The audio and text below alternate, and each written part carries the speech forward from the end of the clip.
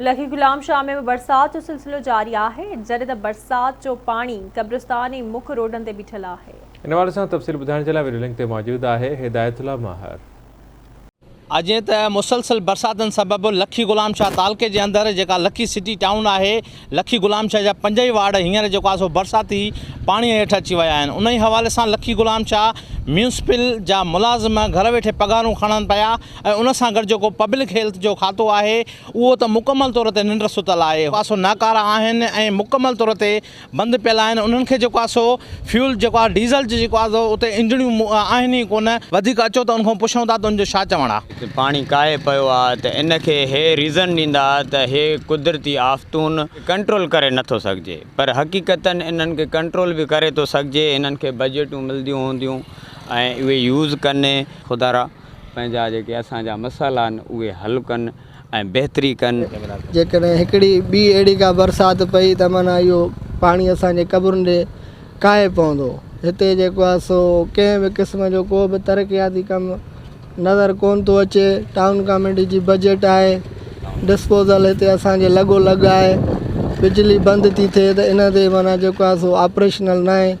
20 कलाक 24 कलाक बिजली बंदि आहे ऐं उन सूरत में इहा जेका सो डिस्पोज़ल बंदि रहे थी, पाणीअ जी निकाली नथी थिए।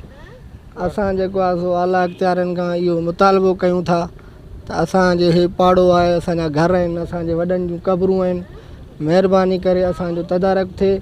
8 दफ़ा चयो आहे टाउन वारनि खे हेॾे सफ़ाई, कोई माण्हू अचण लाइ तयारु न आहे, न को ठाराए थो, न को रस्तो आहे, न का ॻाल्हि न सफ़ाई आहे। पघारूं अचनि थियूं, किरोड़ रुपया खाई था वञनि टीओ मूं ॿिया 3 ऑफिसर। कंहिं शइ जी असांखे सहूलियत न आहे हिते, असां काॾे वञूं। गंद कचिरो सॼे लखीअ जो हे पाणी, बरसाति जो पाणी नेकर कोन्हे को, पाणी क़बरुनि में अंदरि दाख़िल थी रहियो आहे। सो तमामु ज़ुल्म आहे, तमामु जेको आहे सो बेइंतिहा ज़ुल्म आहे जेको आहे सो। 15-15 हज़ार माशाल्लाह असां वटि लाइट सिस्टम आहे त असां वटि हले थी। बाक़ी फ्यूल सिस्टम या जनरेटर सिस्टम असां वटि कोन्हे। उहो असां ऑफिसरनि खे इतला कयो आहे, मथे असांजी बिजली जो मसइलो आहे, लोड शेडिंग मसइलो आहे या बारिश जो मसइलो आहे। असांखे महिरबानी करे असां शहर जी सहूलियत जे लाइ असांखे डीजल सिस्टम ॾियो। असांखे 2-3 दफ़ा दरख़्वास्त ॾिनी आहे DC साहिब खे बि, AC साहिब खे बि चयो, AC साहिब बि 2-3 दफ़ा आयो असां वटि।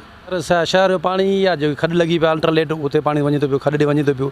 उहा खॾ वारो पाणी लाइट अचे थी, वरी वापसि अचे थो पियो, मोटी करे वरी हलाइनि था पिया। कोई बि लड़ी न आयो आहे यार, कोई त को थींदो आहे, को खां वधीक चढ़ियल आहे। तमामु जेको आहे सो तकलीफ़ आहे असांखे, रस्तो कोन्हे को, नमाज़ लाइ काॾे निकिरी नथा सघूं। तव्हां हितां लखी गुलाम शाह शहरनि जूं ॻाल्हियूं ॿुधियूं। हुननि जो इहो ई मुतालबो हुयो त हिते जेको आहे सो लखी गुलाम शाह नई म्यूनिसिपल वारा ऐं नई पब्लिक हेल्थ वारा असांखे पाणी कढाए ॾियनि पिया। पर हीअ जेको आहे सो हिकु तरफ़ त मंगी महिला, लाड़क महिला, अंसारी महिला, त ॿिए तरफ़ वरी जेके भोटा महिला ऐं जूणे जा महिला आहे, इन्हनि जो इहो ई मुतालबो आहे त हिन वक़्तु जेको आहे लखी गुलाम शाह म्यूनिसिपल ऐं पब्लिक हेल्थ असां ॾे लड़ी बि न आई आहे। ऐं हिन वक़्तु इहे जो चवणु आहे त हीअ ईअं था सम्झनि त हीअ लखी गुलाम शाह जो हिसो न, पर कंहिं ॿिए मुल्क जो हिसो आहे। उन ई हवाले सां इन्हनि फौरी तौर ते पाणी कढाइण ॾियण जो मुतालबो कयो आहे। हिदायतुल्लाह माहिर, आवाज़ TV न्यूज़, लखी गुलाम शाह।